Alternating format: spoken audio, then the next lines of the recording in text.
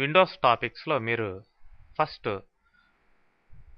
Start button click చేసిన తర్వాత programmes యాక్సెసరీస్లోకి వెళ్ళి యాక్సెసరీస్లో ఉన్న ఫస్ట్ పెయింట్ అప్లికేషన్ ఎలా వర్క్ అవుతుందో చూద్దాం. ఈ పెయింట్ అప్లికేషన్ మీద క్లిక్ చేసినప్పుడు ఇట్లా చిన్నగా విండో వస్తే మ్యాక్సిమైజ్ చేసుకోండి. ఈ స్క్రీన్ వైట్ స్క్రీన్ తక్కువగా వచ్చింది అనుకోండి, ఫుల్గా వైట్ రాకుండా చూడండి పాయింట్స్ పట్టుకొని ఇలా డ్రాగ్ చేయండి. డ్రాగ్ చేసి మ్యాక్సిమైజ్ మీరు చేసుకోవచ్చు. ఓకే, ఈ కార్నర్ కావచ్చు లేకపోతే సైడ్ పాయింట్స్ కానీ పట్టుకొని క్లిక్ చేసి అట్లానే పట్టుకొని డ్రాగ్ చేయండి. ఓకే, లేదంటే ఆ ఏరియాలోనే మీరు వర్క్ చేసుకోవచ్చు. అయితే ఈ పెయింట్ అప్లికేషన్లో మీకు టైటిల్ బార్, మెనూ బార్స్ ఉన్నట్లుగానే ఈ పక్కన ఇక్కడ టూల్ బాక్స్ అనేది ఉంటుంది. ఈ టూల్ బాక్స్లో రకరకాల టూల్స్ ఉంటాయి. మీరు డ్రాయింగ్ చేసుకునే దానికి అవసరమైన టూల్స్ అన్నీ. కింద ఉండేది కలర్ ప్యాలెట్. మీకు కావాల్సిన కలర్స్ని ఇక్కడ సెలెక్ట్ చేసుకోవచ్చు మౌస్ ద్వారా.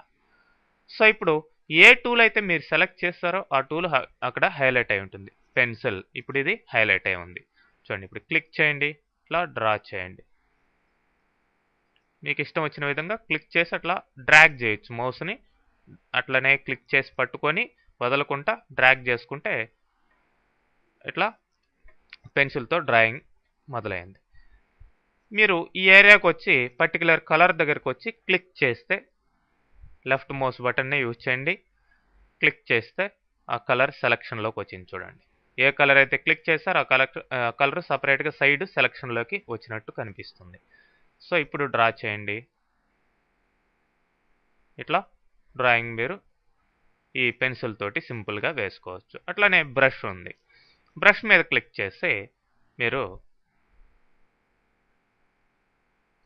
మీకు ఇష్టం వచ్చిన డ్రాయింగ్ని ఇక్కడ రకరకాల షేప్లు ఉంటాయి. ఏ షేప్ మీద కావాల్సి ఉంటే ఆ షేప్ మీద క్లిక్ చేసుకుని షేప్ని మీరు మార్చుకునే అవకాశం ఉంది. ఓకే, అట్లానే ఎయిర్ బ్రష్ ద్వారా మీరు కలర్ స్ప్రే చేయొచ్చు. కొద్ది ఏరియా కావాలంటే ఇది, ఇంకా ఇట్లా లార్జ్ ఏరియా కావాలంటే ఆ బ్రష్ షేప్లు కూడా మీరు మార్చుకునే అవకాశం ఉంది. నెక్స్ట్ సపోజ్ ఇక్కడ ఈ ఇమేజ్ని మొత్తాన్ని క్లియర్ చేయాలనుకోండి, ఇమేజ్లోకి వెళ్ళండి. ఇమేజ్ మెనూలోకి వెళ్ళి మెల్లగా కిందకి వచ్చి కరెక్ట్గా క్లియర్ ఇమేజ్ దగ్గరకు వచ్చి ఇప్పుడు క్లిక్ చేయండి. ఇమేజ్ మొత్తం క్లియర్ అయిపోతుంది. ఇప్పుడు మీరు ఏదన్నా టైప్ చేసుకోవాలి అనుకుంటే ఏ అనేది సెలెక్ట్ చేసి ఈ వైట్ ఏరియాలోకి వచ్చి క్లిక్ చేసి ఇట్లా మౌస్ని వదలకుండా డ్రా చేయండి. డ్రా చేస్తే ఇప్పుడు మీరు ఆ బాక్స్ లోపల మీరు టైప్ చేసుకోవచ్చు.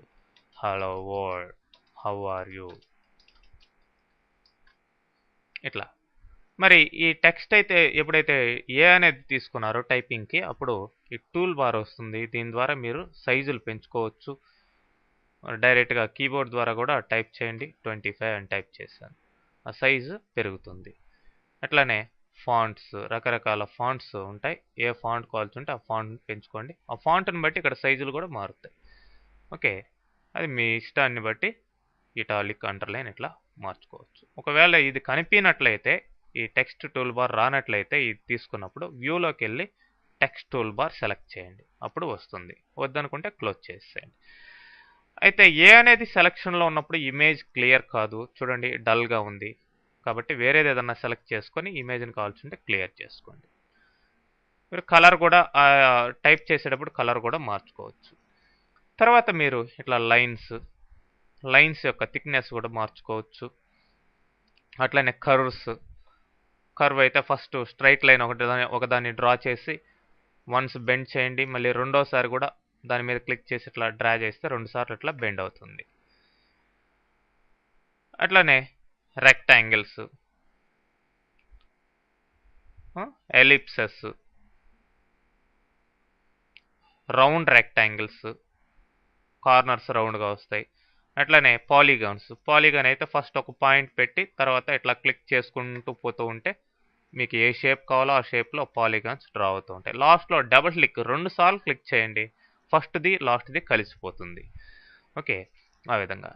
నెక్స్ట్ వీటిల్లోకి కలర్ ఫిల్ చేయాలంటే ఫిల్ విత్ కలర్ అని ఉంది. ఫిల్ విత్ కలర్ తీసుకోండి.